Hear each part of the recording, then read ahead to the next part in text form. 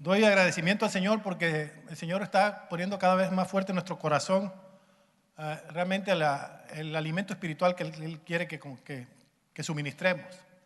El viernes el Señor nos llevó a un tema. Los que no vinieron el viernes, pues no les puedo decir. Los que vinieron ya saben que estamos hablando, ¿verdad?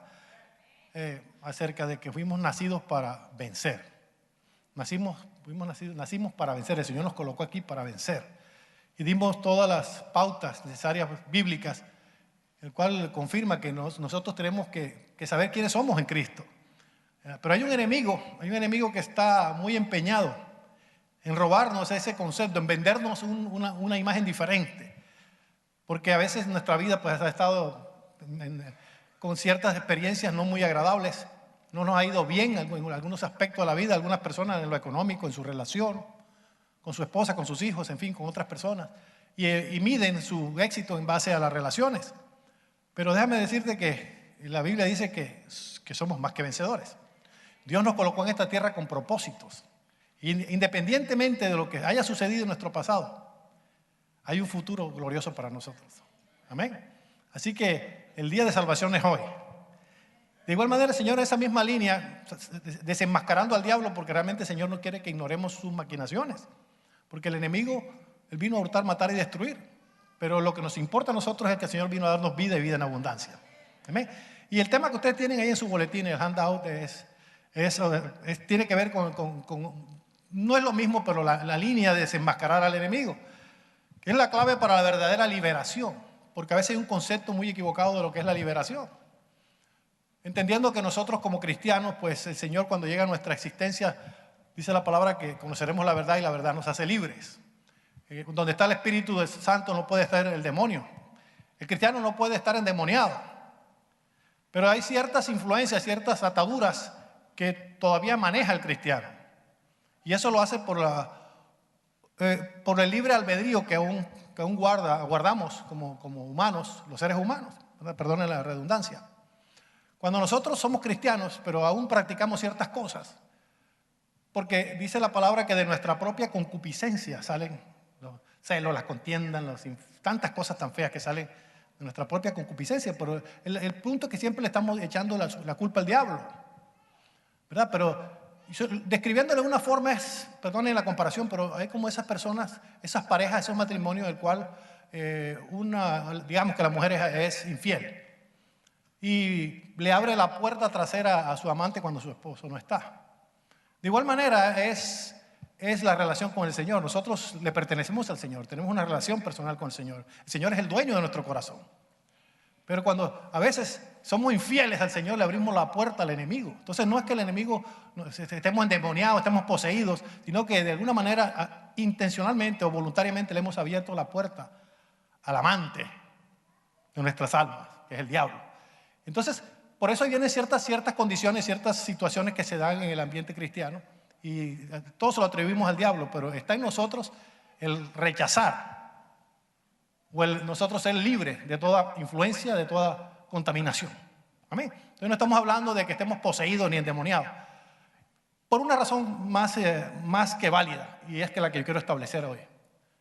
Porque nosotros vivimos en el periodo, en el proceso, en la era de la gracia, en la dispensación de la gracia. O sea, yo creo que no ha habido generaciones más afortunadas, por llamarla de alguna manera, que la nuestra. Porque nosotros vivimos bajo la gracia. De Cristo hacia atrás, la gente no vivía bajo la gracia, vivía bajo la ley. O sea, en otras palabras, que estaban a merced del diablo. Ok, las personas en los tiempos anteriores a Cristo estaban, pero ahí facilitos para que el diablo los atormentara, hiciera con ellos desastre. Porque todavía no se había cumplido el tiempo. Pero cuando Cristo vino, se hizo carne, murió en la cruz y resucitó. ¡Gloria a Dios! Cambió toda la existencia. Porque nosotros hemos sido más que favorecidos. Porque ya nuestros pecados ya fueron clavados en la cruz. Dice la palabra que ya no vivo yo, sino Cristo vive en mí. Y entonces ya el diablo no tiene arte ni parte con mi vida ni con la tuya. Ya lo que hacemos nosotros es voluntariamente si nos dejamos contaminar. Acuérdate lo que le pasó a Pedro con el Señor. Pedro era un discípulo del Señor. Andaba con él y para arriba y el Señor le enseñaba y miraba los milagros y comía con el Señor, dormía con el Señor. Pero Pedro, cuando le pronunció aquella célebre frase al Señor que le dijo que no te acontezca esto de ir a la cruz, porque vas a morir por los humanos que son unos ingratos. ¿Por qué vas a morir? ¿Para qué vas a dar tu vida? Parafraseando, ¿no? ¿Y qué le dijo el Señor? Apártate de mí, Satanás, porque me eres tropiezo. Pedro ya era un siervo de Dios, andaba con el Señor, pero le abrió la puerta de atrás al enemigo. Y por eso podía pronunciar frases como esas. Y el Señor le dijo a Pedro en sus narices, apártate de mí, Satanás. Lo nombró Satanás. Entonces Satanás ejerce una influencia, ejerce una contaminación en el cristiano. Pero el punto es que nosotros en estos tiempos de la dispensación de la gracia tenemos que tener una sonrisota en nuestras caras, porque en cualquier momento nosotros podemos analizarnos y desechar cualquier influencia del enemigo, cosa que no podía hacer gente que vivió antes de Cristo. Amén. Particularmente el tema de hoy, que tiene que ver con la clave para la verdadera liberación, tiene que ver con un pasaje bíblico ampliamente conocido, pero el cual yo rápidamente, quiero hacerlo corto, quiero sacar unos principios que son aplicables hace 2000 años, son aplicables hoy y serán aplicables siempre para la verdadera liberación. Si hemos sido contaminados, si le hemos abierto la puerta de alguna forma al enemigo, que podemos a veces hablar como Pedro, siendo cristianos, todavía a veces hablamos como el diablo, porque nos ponemos de acuerdo con él. Amén. Entonces, este pasaje es muy conocido, el de la mujer sirofenicia, que lo registran dos evangelios, Marcos 7, 24 al 30 y Mateo 15, 21 al 28. Se lo quiero narrar, muchas personas lo han escuchado, pero de aquí queremos sacar unos principios que nos pueden ayudar en nuestra vida cristiana actual. Dice la palabra: levantándose de allí se fue a la región de Tiro y de Sidón, y entrando en una casa no quiso que nadie lo supiese. Pero no pudo esconderse porque una mujer cuya hija tenía un espíritu inmundo, luego que oyó de él, vino y se postró a sus pies. La mujer era griega y sirofenicia de nación, y le rogaba que echase fuera de su hija al demonio. Pero Jesús le dijo: deja primero que se sacien los hijos, porque no está bien tomar el pan de los hijos y echarlo a los perrillos. Respondió ella y le dijo: sí, Señor, pero aún los perrillos debajo de la mesa comen de las migajas de los hijos. Entonces le dijo: por esta palabra, ve, el demonio ha salido de tu hija. Y cuando llegó ella a su casa, halló que el demonio había salido y a la hija acostada en la cama. Entonces, hay dos enfoques. El evangelio, que leí, es la versión de Marcos 7, 24 al 30. Si usted lee Mateo, pues es la misma narración, pero con otros detalles que da el apóstol, hablando del evangelista Mateo, ¿verdad? Le da otro detalle que no lo da Marcos, pero es igual. ¿Okay? Entonces aquí tenemos un episodio de una mujer que pide que le saquen el demonio a su hija. Esta mujer no estaba en ese momento, como le establecía al comienzo, no tenía el beneficio de la gracia. Esa mujer era una mujer sirofenicia, una mujer de la colonia romana. Esa mujer no era judía, porque la salvación, déjeme decirle, la salvación llegó a los judíos, en primer lugar. Dios, Cristo es judío, era judío, nació en el pueblo judío. Y tenía que ser consolidada la salvación a través del pueblo judío. El Señor estaba entrenando a sus discípulos, todos judíos, entrenándolos para llegar y convertir al pueblo judío. Acuérdense que en el Antiguo Testamento todos los profetas anunciaban al Señor, ¿verdad? Emmanuel, Dios con nosotros, tenía que venir el Señor, pero al pueblo judío. Y luego que se cumpliera el tiempo iba a propagarse este evangelio a las demás naciones. Pero dice la palabra que a lo suyo vino y los suyos no le recibieron. Los judíos no le recibieron al Señor, lo rechazaron. Acuérdense, los fariseos y todas estas sectas rechazaron al Señor. Saduceos, todos rechazaron al Señor. Entonces dice la palabra de Dios que el Señor endureció sus corazones. Y a nosotros nos convino, a los gentiles. ¿Por qué? Porque a raíz del endurecimiento de los judíos pudimos nosotros entrar al árbol de la salvación. Acuérdense que nosotros los gentiles fuimos injertados al árbol de la salvación. Pero la salvación entró por los judíos. En ese instante, cuando esta mujer sirofenicia llega a pedir ayuda para que su hija fuera liberada del demonio, no teníamos todavía no habíamos sido injertados todavía. El Dios Jesucristo llegó al pueblo judío. El pan que habla es el pan de la liberación, pero para el pueblo judío nomás. Entonces, miren, esta mujer llega en un momento pues inadecuado, porque no había todavía para ella esperanza. ¿De acuerdo? Ese es el concepto histórico. Ella llega y pide ayuda, pero da gritos por su hija. Pero en ese momento para ella no había promesa de salvación. O la promesa sí, pero no se había consolidado todavía. Amén.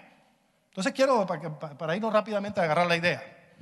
Entonces hay varias claves que podemos sacar a partir de la actitud de esta mujer en cuanto a esa situación, que es la fe, la valentía, la humildad, la perseverancia y la paciencia. 5 elementos que esta mujer desarrolla a través de este episodio.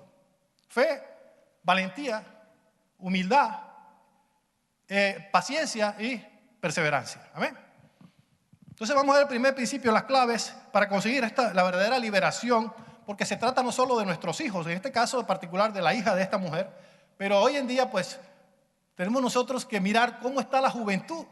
Tenemos hijos, a lo mejor estamos viniendo a la iglesia, estamos asistiendo a un ministerio, lo que sea, pero nuestros hijos están haciéndolo también, están vinculados a la iglesia. Tenemos hijos que están en la droga, hijos que están en pandilla, hijos que están perdiéndose afuera. Y quizás sus padres son cristianos, sus padres están asistiendo a una iglesia, pero los hijos todavía no están convertidos.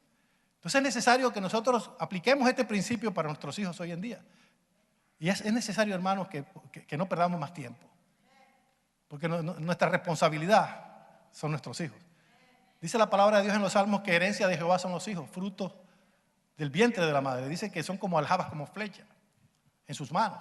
Y nosotros tenemos que tener claridad en eso. Cuando presentamos a los niños, la semana pasada presentamos a un niño, tenemos nosotros que tener siempre presente que los niños no son nuestros. Los niños son del Señor. Y tenemos una gran responsabilidad de modelar para ellos, de instruirlo en el camino del Señor. Dice que instruye al niño en su camino y cuando grande no se apartará de él. Porque los niños son prestados, no son nuestros. Y a veces nosotros estamos pues viviendo una vida aparentemente de testimonio, pero nuestros hijos están allá afuera, sin recibir todavía el toque especial del Espíritu de Dios. Amén. Entonces, ese es el tema, que nosotros tengamos en cuenta que no es solo nuestra salvación, sino que el Señor nos dio una familia y tenemos una responsabilidad con ella. Esta mujer no tenía solución para su problema. Sin embargo, eso no la aguantó, eso no la detuvo a ella para clamar por su hija. Ella lo sabía. Imagínense que a la gente impía, a la gente gentil, a los que no eran judíos le llamaban perros. Le llamaban perros en ese tiempo. Así que era la separación, el desprecio que había por ese pueblo. No tenían todavía la salvación. Estaban todavía bajo la ley. Entonces, hermanos, es necesario entender la responsabilidad que tenemos nosotros para aplicar los principios de fe, de valentía, de humildad, de paciencia y de perseverancia para interceder por nuestros hijos. Hablaba yo si esta persona intercedía por una tierra, se paraba en las montañas temprano, se sacrificaba su carne, iba a orar por una tierra. Porque la tierra simplemente no es la arena que está allí, son las familias que la constituyen, el pueblo que mora allí, almas. Porque lo importante son las almas. Entonces vamos a ver estas claves rápidamente para que nos ayuden a entender cuáles son los principios para la verdadera liberación. La primera, que es que el que busca a Jesús lo encuentra. Clave sencilla. El que busca a Jesús lo encuentra. Tú podrás decir, sí, pero ya yo busqué al Señor, ya yo lo encontré, Él es mi Señor. Y la pregunta es, ¿tus hijos ya lo encontraron también? ¿O tus familiares ya lo encontraron también? Quizás tú eres salvo, porque la salvación es personal. Pero el Señor dice que nosotros tenemos que sobrellevar las cargas unos por los otros. El evangelismo, como dijimos en Mateo 28, es predicar este evangelio a toda criatura. El Señor dice que Él no quiere que nadie se pierda, sino que todos procedan al arrepentimiento. Y nosotros tenemos la obligación de traer a las personas de las tinieblas a la luz admirable de Cristo. Tenemos que predicar en todo tiempo. Entonces no es cuestión de que yo me salvé y hasta ahí llegó la canción, hermanos. Yo tengo una gran responsabilidad con mis hijos, con la familia, con la comunidad. Entonces la primera regla que yo creo que es vigente ayer, hoy y mañana es que el que busca a Jesús lo encuentra. Dice la palabra que el que pide recibe y el que busca halla. Jesús se encontraba en Genezaret y se retira a la región de Tiro y Sidón. Marcos nos da un detalle muy importante. Dice que Jesús entró en una casa y le perseguía una mujer cananea. Esta mujer, siendo gentil, no pertenecía a la ciudadanía de Israel. Estaba excluida, como les expliqué. En el versículo 25a, me gusta eso, la primera parte que dice, porque una mujer cuya hija tenía un espíritu inmundo, luego que oyó de él, vino. Voy a cortar ahí, vino. Ok. Dice la palabra, mire qué bonito que dice, luego que oyó de él, ella vino. He escuchado siempre en la palabra que la fe viene por el oír. el oír la palabra de Dios. Nosotros tenemos que, para que personas vengan a Cristo, tenemos que predicarle la palabra. Cuando las personas escuchan, oyen la palabra de Dios. Y acuérdense que la palabra es Cristo. Cristo es el verbo se hizo carne. Cuando nosotros predicamos, estamos hablando de Cristo, estamos presentándole a Cristo. Entonces dice que cuando escuchó de Él, vino. Mucha gente hoy en día va a escuchar de Cristo y va a venir a los pies de Cristo. Tus hijos tienen que hablar, tú tienes que hablarle a tus hijos de Cristo. Aunque te rechacen, se burlen de ti, tú tienes que hablarle de Cristo. Porque es por la fe que ellos van a venir a los pies de Cristo. Yo te he dicho que a lo mejor, siempre se lo repito a la gente, quizás tú no lo vas a traer 100%, pero lo vas a acercar cuando tú le predicas la palabra de Dios. Lo vas a acercar más y más a la cruz de Cristo. Entonces cuando las personas escuchan, viene. Eso hizo esta mujer era mujer cananea, sin embargo escuchó del Señor. Nosotros éramos cananeos hace un tiempo atrás, éramos gentiles, éramos impíos, incrédulos, pero alguien nos predicó la palabra y vinimos a los pies de Cristo. Mire, Job 1.5, no está ahí pero se lo regalo. Job 1.5 dice: después Job llamaba a sus hijos, miren la responsabilidad con la familia, para santificarlos o purificarlos delante del Señor. Hacía esto levantándose temprano por la mañana y quemando una ofrenda por cada uno de sus hijos. Porque Job decía: quizás mis hijos han pecado y se han apartado de Dios en sus corazones. Esto era la práctica regular de Job. Miren qué ejemplo tan bonito. Job él no se preocupaba por sí solo, por sí mismo. Él se preocupaba por cada uno de sus hijos, y eran varios. Y él levantaba una ofrenda al Señor por cada uno de ellos, porque decía: a lo mejor en su corazón están pecando, así que yo voy a interceder por ellos. Entonces decimos que la salvación es personal, pero hay una palabra que se llama ponerse en la brecha. Es una palabra que se llama intercesión. Entonces la salvación puede ser personal, pero tú afectas la vida de los demás. Tu marido, tu mujer no se comporta como tú quisieras, pues la solución la tienes en tus manos. Ora al Señor por él, porque tú no lo vas a cambiar, o no lo vas a cambiar, pero el Señor los cambia, porque tú intercedes, te pones en la brecha por el corazón de tu marido o por tu mujer. Amén. Nosotros podemos afectar con la oración. Es más, dice la palabra de Dios que la mujer que está casada con un hombre inconverso no se separe, porque con su conducta se lo puede ganar para el Señor. ¿Y la conducta cuál es? Una vida de oración, una vida de testimonio. Amén. Entonces, es una gran responsabilidad que tenemos como hijos de Dios, la intercesión por nuestros hijos en primer lugar, obviamente por nuestra pareja, nuestros hijos y todos los familiares, amigos, personas que se atraviesen en nuestro camino. Esta mujer se dirigió a Jesús gritando como alguien que pide socorro con urgencia. Lo expone del caso, como dice: mi hija es gravemente atormentada por un demonio. Ve la forma como lo expresó. Acuérdense que los tormentos de los hijos son la aflicción de los padres. Un padre realmente amoroso tiene que ser afectado por la aflicción de sus hijos. Un hijo que está en la droga, un hijo que está en problemas, un hijo que está en rebeldía, obviamente que afecta a sus padres. Si el padre lo ama, tiene que estar afectado, tiene que estar afligido, tiene que estar preocupado por su alma. Y a veces, y no estamos diciendo que los padres den mal testimonio, sino que a veces se sale de sus manos. A veces por buenos cristianos que son, pero tienen hijos que son rebeldes por la sociedad que les está afectando. Por eso con más razón tenemos que protegerlos de la sociedad que les está afectando a través de la oración, a través de la búsqueda del Señor. ¿Están ahí? Entonces esta mujer clamaba a gritos por la aflicción de su hija. Acuérdense que las aflicciones no nos pueden separar del Señor. Al contrario, el Señor dijo en su palabra que el mundo tendréis aflicción, pero no teman, yo he vencido al mundo. O sea, la aflicción es un hecho real. La aflicción es cuestión de tiempo, pero va a venir a la vida de todo creyente. Miren lo que dice Hechos 14:22. Confirmando los ánimos de los discípulos, exhortándoles a que permanecieran en la fe y diciéndoles: es necesario que a través de muchas tribulaciones entremos al reino de Dios.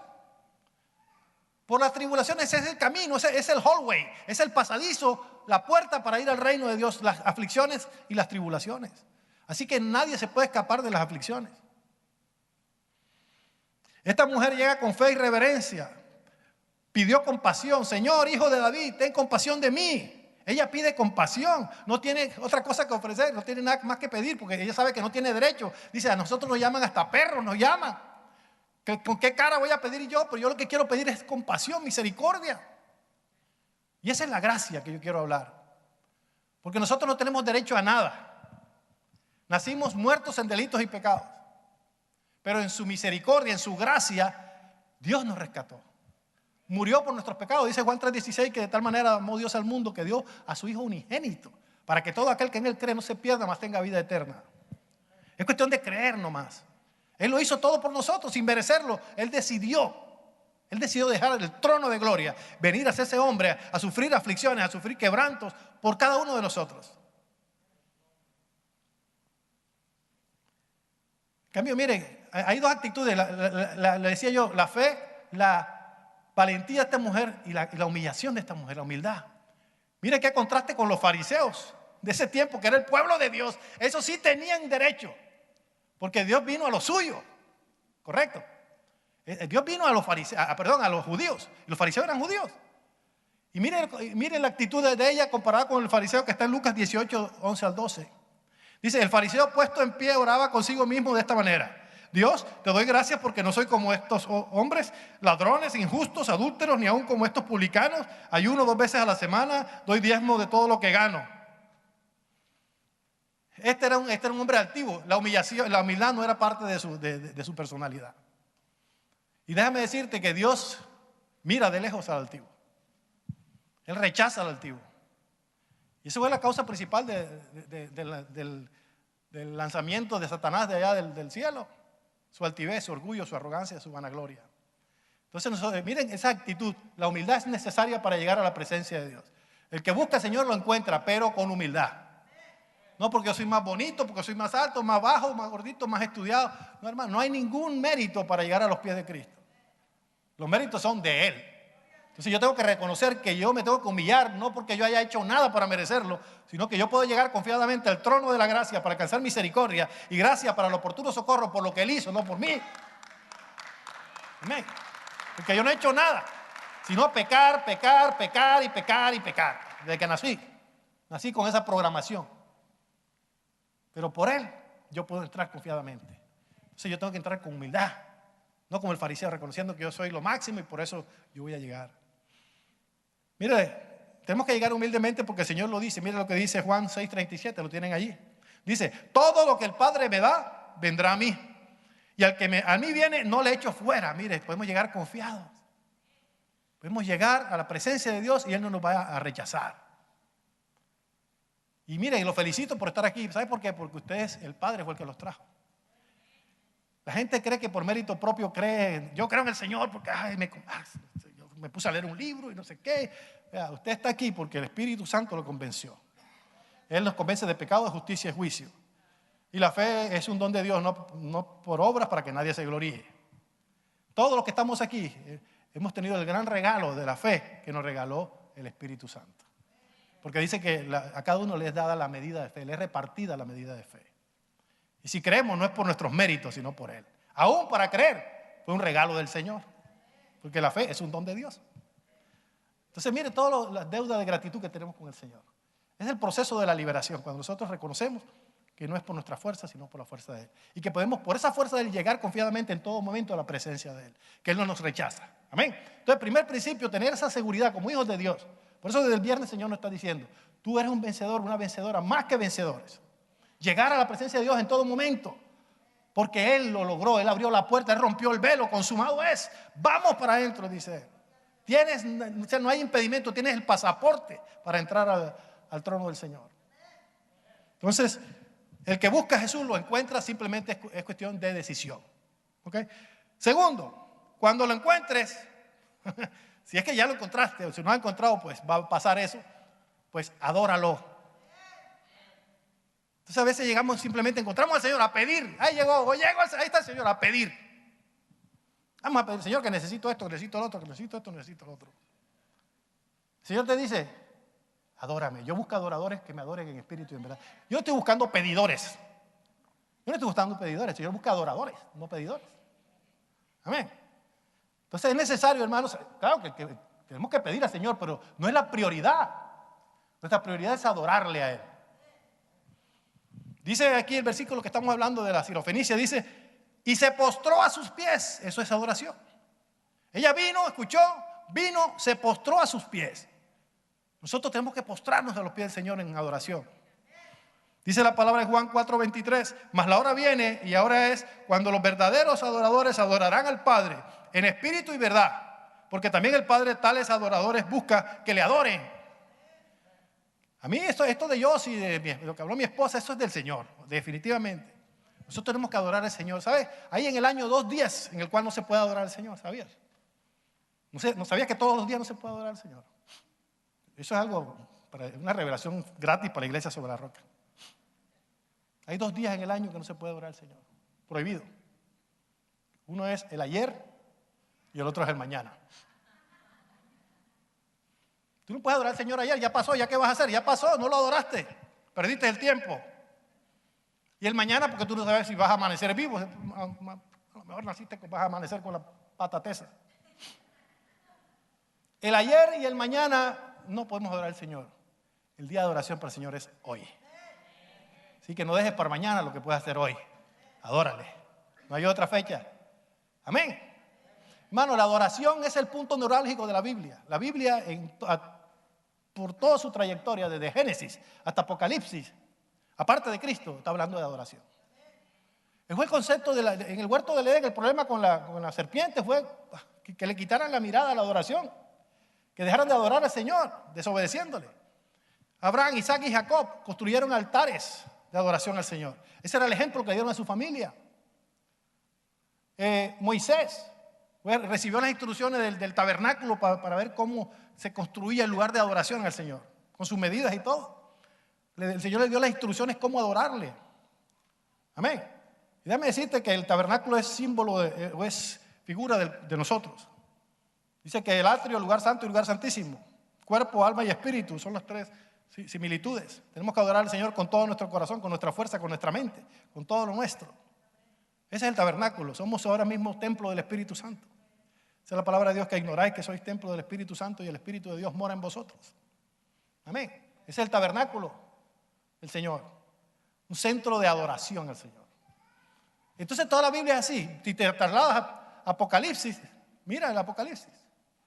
Ahora mismo, ¿qué están haciendo los 24 ancianos, los ángeles? ¿Qué están haciendo? Adorando en este momento, ante el trono de Dios, están adorando al Señor. Esto es cuestión de adoración. ¿Y quiénes somos nosotros para no adorar al Señor hoy? Amén. Entonces, hermanos, es llegar a la presencia de Dios y adorarle. Gloria al Señor.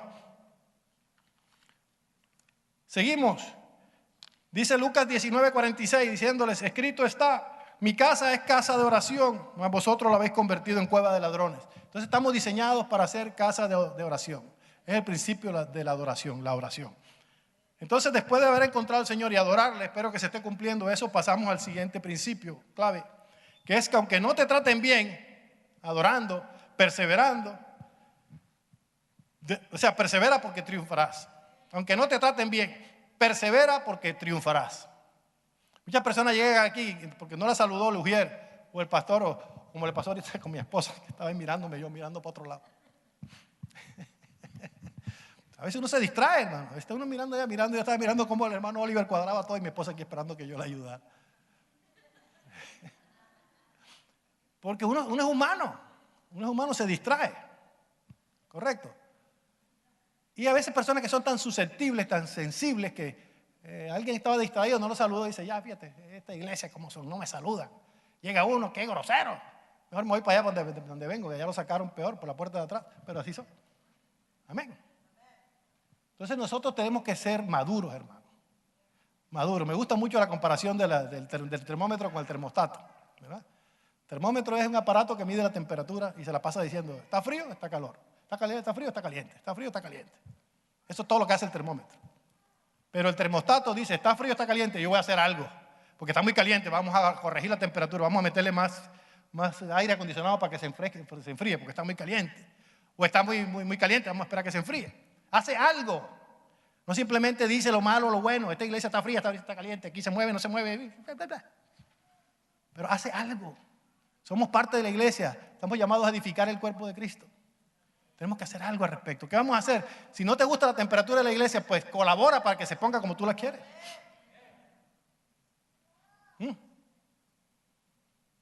¿Cómo está la temperatura de esta iglesia? ¿Cómo la sientes? ¿Está rica? Entonces déjala así. Quiere decir que el set point está bien. Amén. La idea es que todos aportemos para dar el ambiente espiritual que Dios nos ha llamado a desarrollar en esta iglesia. Amén. Entonces, hermanos, dice que aunque no te traten bien, persevera. La ofensa, la humillación, el quebrantamiento son las herramientas que Dios usa para probar nuestra fe. En el versículo 26 dice, la mujer era griega y sirofenicia de nación y le rogaba que echase fuera a su hija del demonio, porque sabíamos que era rechazada, no tenía derechos. Dice que Jesús no le respondió palabra. Cuando ella gritó, Jesús no le respondió nada. Los oídos de Jesús estaban siempre abiertos y atentos a los clamores de los pobres que le suplicaban ayuda. Pero se hizo el sordo con esta mujer.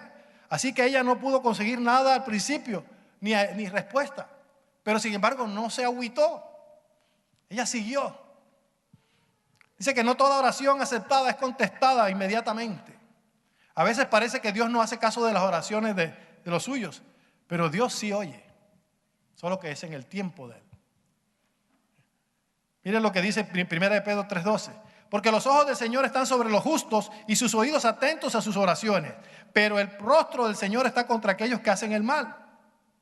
Dios quiere que seamos perseverantes, por eso una de las características que le dije al comienzo, fe, valentía, humildad, perseverancia.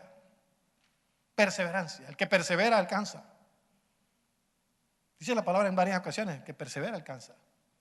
¿Sí o no? Le he dicho a varios hermanos en la oración que la oración es como un pozo. Siempre lo he comparado con eso, porque a mí me ministra. Digo, la oración es como un pozo, como una noria, ¿verdad? De esa de manivela antigua. Que a veces tú no miras, a veces son pozos profundos y tú no miras porque no tiene luz, a veces está oscuro. Y tú vas, mandas el balde ahí agarrado de una cuerda y comienzas a darle manivela a ver si viene. Pero como no sabes, no estás familiarizado con ese pozo, con esa noria, pues le das y a veces pues te aburres porque es que no sale y dale y no llega, me voy. Y resulta que a veces ya la respuesta venía a 50 centímetros, porque como está oscuro no la veías. Entonces el punto es nosotros nunca dejar de darle, nunca parar. Perseverar en la oración, perseverar en el Señor, que la respuesta viene. Porque el Señor dice, la respuesta viene en camino. Lo hemos explicado muchas veces. A Daniel le tardó 21 días, no sé cuánto te tarda a ti. A lo mejor te viene el mismo día, a lo mejor al día siguiente, a lo mejor a la semana. Pero nuestra obligación es perseverar. ¿Están ahí? Me dijo Vanessa que venía con los amenes, ¿cómo que dijiste? Con la máquina de amenes bien llenita. Qué bueno, gloria a Dios. ¿Ok? Entonces, hermanos, tenemos que perseverar siempre.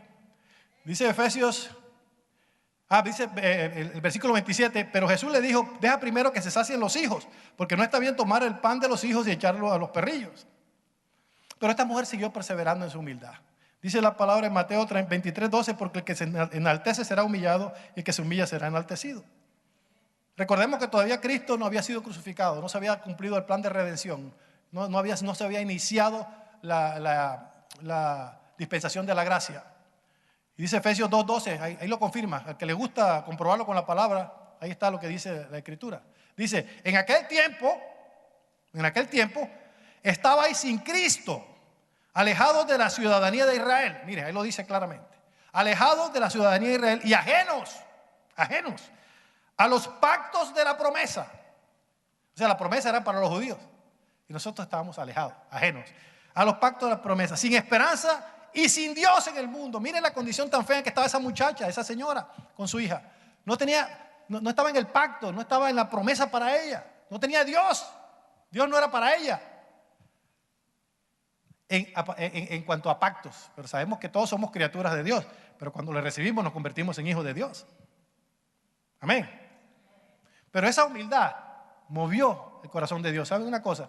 Que Dios sabía, porque Dios conoce los corazones. Dios sabía los pensamientos. Cristo conocía los pensamientos de los fariseos, de toda la gente a su alrededor. Cristo sabía las intenciones. Pero Dios, ante la persona de Cristo, estaba dando una lección al pueblo de Israel. Los judíos lo rechazaron. Y Él le dio una lección fuerte, claro, que a través del sufrimiento de esta madre, a través de su rechazo, de la humillación, Él usó todos esos recursos, no solo para darles la bendición a ella, sino para hablarle a su pueblo.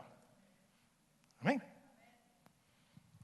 Entonces, pasamos al siguiente punto. Sabiendo ya que estábamos alejados de los pactos de la promesa, sin esperanza y sin Dios en el mundo. El cuarto punto dice, de acuerdo a tu respuesta vendrá la respuesta de Dios. De acuerdo a tu respuesta vendrá la respuesta de Dios. Tú vienes al Señor, tienes un encuentro con Él. Él no te echa fuera, Él no te rechaza. Tú vienes y le adoras. Antes de estar pidiendo nada, tú adoras. Tú sabes muy bien que Él no te rechaza. ¿Ok? Y sabes muy bien que aunque no te traten bien en la iglesia, aunque te vengan, tú dices, ahora que busco del Señor, ahora es cuando más situaciones difíciles me están pasando, porque eso es lo que uno dice. Ahora que busco de Dios, ahora es cuando me quedé sin trabajo, me pasó esto, el carro me lo estrellaron, me pasó esto y me pasó lo otro. Aunque la vida no te trate bien, tú perseveras. Y de acuerdo a esa respuesta, vendrá la respuesta de Dios. Dice aquí que esta mujer quedó registrada en la Biblia como ejemplo de humildad para nosotros. Porque otras personas no están registradas en la Biblia, pero si el Señor se tomó el trabajo de registrarla en 2 evangelios, en Mateo y en Marcos, a esta mujer sirofenicia, por algo será, porque quiere darnos una enseñanza a nosotros. En 2 evangelios. Dice la palabra que en primera de Pedro 5:6 que nosotros tenemos que si queremos ser exaltados, tenemos que humillarnos bajo la poderosa mano del Señor. Amén. Y dice Filipenses 2:5-9 que el Señor no tuvo a qué aferrarse, sino que vino a la tierra y se humilló siendo hombre, no tuvo nada, esa divinidad a qué aferrarse, sino que se despojó y se hizo hombre. Y dice que se humilló hasta el mayor grado. Y por eso fue exaltado el Señor, porque se humilló. Amén. Y nos dio ese ejemplo con su propia vida. Más de una persona con esta prueba tan fuerte que pasó esta mujer se habría hundido en el silencio o habría estallado en lamentos. Esta mujer podía haber dicho, más me hubiera valido que haberme quedado en mi casa. No solo no me hace caso, sino que me llama perrillo. Este es un hijo de David, decía ella, o hubiera podido decir. El que tiene tanta fama de ser amable, amoroso, tierno y compasivo. ¿Acaso soy un perrillo o soy una mujer honesta y desesperada? Mire el planteamiento de esta mujer. Ella insistió una y otra vez, porque cuando mayor sea la angustia, nosotros tenemos que insistir más, perseverar más. Si nuestros hijos, parientes, cualquier persona en tu familia está siendo atada, está siendo atormentada, porque en este caso ella estaba poseída, porque no había llegado todavía el Espíritu de Dios. Y esta mujer, sin embargo, tuvo fe, tuvo valentía, tuvo humildad, tuvo perseverancia y creyó. Amén. Ella podía haber planteado como humana todas esas situaciones. ¿Por qué me llama así? ¿Por qué me ofende? ¿Por qué es tan duro conmigo? Yo vine a pedir ayuda. Sin embargo, fíjate el propósito de lo que es humillarse, es el propósito de lo que es perseverar. Amén. Ya estamos terminando. Ella le dijo, cuando el Señor le dijo, pues no está bien que yo le eche la comida, el pan de los hijos a los perros. Y dice el Evangelio que el Señor se la suavizó, no le dijo perro, le dijo perrillo, para ser amable, porque los perros eran los de la calle y los perrillos eran los animales los perros que estaban amaestrados, que estaban como mascotas. Entonces le dijo como animalito domesticado. Dice que respondió ella y le dijo, sí Señor, pero aún esos perrillos, esos animales domesticados, debajo de la mesa comen de las migajas de los hijos. Entonces, miren, entonces le dijo Jesús, por esta palabra, ve, el demonio ha salido de tu hija. Miren, no fue la palabra de fe, no fue los pases mágicos de liberación, que te echo aceite, que te echo lo otro. No, por la palabra no de Jesús, la palabra de ella. Porque dijo, aún los perrillos comen de las migajas que caen. Es como decir, Señor, un poquito de tu misericordia me basta. Un poquitito de tu amor me basta. Las migajas que tú me eches me sirven para mí. Amén. Un poquitito me basta, es suficiente para mí. Esa fue la actitud de esa mujer, hermanos. Yo quiero todo, es como un embudo. Desembocar aquí. Es necesario la actitud nuestra para mover la mano del Señor. Ahí el Señor no tuvo en cuenta pacto, ni judío, ni que no era el tiempo. El Señor se lo echó todo a un lado y dice, mire, es como decir, como aquel centurión, no he visto fe como esta. El Evangelio de Mateo habla de fe. Marcos no habla de fe. Marcos habla de por tu palabra, tu milagro se ha concedido. Por tu palabra. ¿Cuál es la palabra que nosotros le expresamos al Señor en la enseñanza en esta tarde? ¿Cuál es la palabra? Palabra a veces de impaciencia con el Señor, porque no nos ha dado el milagro todavía, porque nuestros hijos todavía no han salido del sitio donde el Señor queremos que los saque. Y nos quejamos con el Señor. Pero a ella no le importó el rechazo, a ella no le importó la situación, no le importó que la ofendieran. Ella simplemente dijo: quiero un poquito de tu amor, un poquito de tu misericordia, con eso me basta. Como le dijo el Señor al apóstol Pablo: bástate mi gracia es suficiente. Con el poquito de gracia que podemos vivir, tenemos el milagro más grande. Que Dios movió pactos, movió tiempos, movió circunstancias y le vino el milagro. Dice: ve, tu hija ya está libre. Es más, hermano, ni siquiera le vio la cara a su hija. El Señor ni la conoció. Ni fue hasta ella: espérate, vamos a hacer una cita, una entrevista para hablar con ella, y vamos con unos hermanos de la iglesia, con la Biblia, el agua bendita. Hermano, nada de eso. Simplemente dijo: por esa palabra, tu hija es libre. Miren, es lo que yo quiero que ustedes se lleven, hermano. Miren el poder de la palabra que nosotros tenemos. Cerca de ti está la palabra, dice el Señor. La vida y la muerte están en el poder de tu boca. Tú te atas con las palabras de tu boca. El Señor nos dice que es necesario cambiar el idioma. Iglesia sobre la roca. Queremos una iglesia de victoria, una iglesia, como dice, con la tierra sana. Tenemos que hablar un idioma diferente. Esta iglesia tiene que hablar palabra de vida. Amén. Por esa palabra el Señor va a hacer los milagros. Hermanos, resumido en 2 palabras. Por tu palabra, por la forma como tu actitud, la forma como tú pronuncias, la forma como tú hablas, van a venir los milagros, y los vamos a tener ahí congelados hasta nueva orden. Tenemos que cambiar nuestro vocabulario, mis hermanos. Así como esta mujer. Sin importar lo que te hagan en la iglesia, sin importar las ofensas, sin importar los problemas, las aflicciones. Tú vas a lograr lo que consigues. Vas a mover el corazón de Dios cuando tú pronuncias palabras de fe. Un poquito de ese pan. El pan es Cristo. Me basta. Y vas a ver lo que va a suceder en esta iglesia, en tu vida, en tu familia, en tus hijos, cuando tú comienzas a cambiar tu vocabulario. Amén. Dice el Salmo 51:17: los sacrificios de Dios son en espíritu quebrantado, al corazón contrito y humillado no despreciarás tú, oh Dios. El 5.º punto dice que después de la sanación, porque ya dice: ves, tu hija fue sana. Después de la sanación o la liberación, viene la recuperación. Es un proceso. El versículo 30 dice: y cuando llegó ella a su casa, la madre, halló que el demonio ya había salido. Y la hija estaba acostada en la cama. O sea, la gente queda débil, la gente viene a adorar al Señor, queda libre. Por eso es necesario la consolidación dentro de la iglesia, es lo que la propuesta de Iglesia sobre la Roca. Porque la gente está libre, el Señor ya la liberó. Porque la persona ha cumplido todos esos pasos, pero la persona sigue acostada. En otras palabras, sigue calentando bancas. Sigue achantada, adormecida. Fue libre. Tienen un corazón nuevo, tienen todo lo que necesitan para servirle al Señor, pero sin embargo siguen acostados, porque están débiles todavía. Necesitan fortalecerse en el Señor. Amén. Necesitan una buena alimentación, y eso es lo que tratamos de hacer. Por eso dice el siguiente versículo, no sé si lo tienen allí. Dice que Jesús le dijo: yo soy el pan de vida. El que a mí viene nunca tendrá hambre, y el que en mí cree no tendrá sed jamás. Él es el pan de vida. Tenemos que alimentarnos de Jesús. La oración, la palabra, la comunión, buscar su presencia. Tenemos que alimentarnos, fortalecernos, porque ya somos libres. Amén. Pero si tú tienes algo en tu familia que no lo es, pues ya sabes cuál es el proceso. Entonces tienes que, después de pronunciar palabras de fe, tú tienes que alimentarlo. Y por último, después de la recuperación viene el servicio. Cuando esa persona es alimentada, esa persona es sanada, esa persona ya es recuperada, viene el servicio. Ahí nos remontamos a un pasaje que está allá en el Cojo de la Hermosa, que también fue sanado con un milagro, ¿te acuerdas? Cuando Pedro y Juan fueron a orar al templo.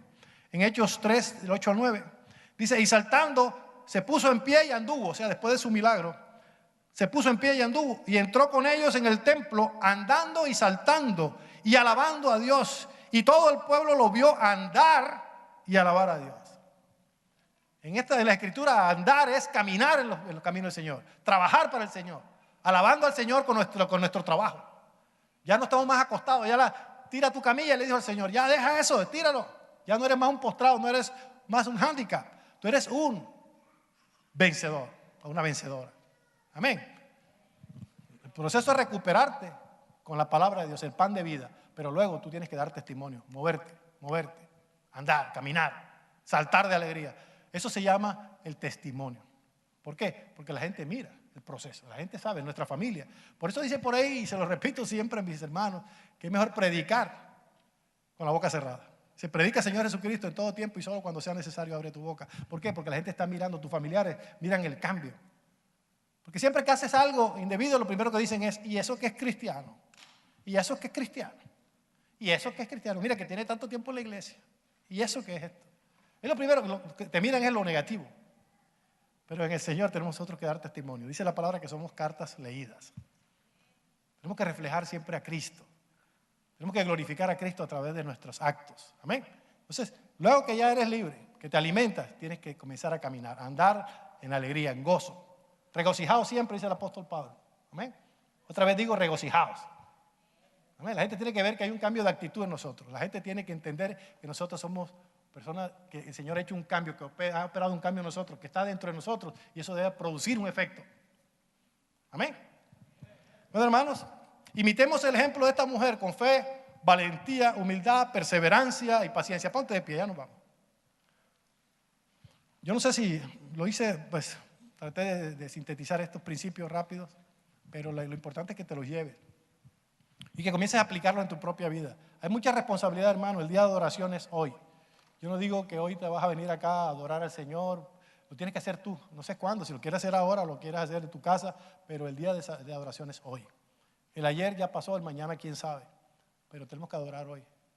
Porque se supone que ya llegamos a la presencia de Dios. Tuvimos un encuentro personal con el Señor. La fe viene por el oír. Ya escuchamos, creímos, le rendimos nuestra vida al Señor. Tenemos que adorarlo como una actitud diaria. Lo que sacamos de este pasaje de la mujer sirofenicia fue su actitud.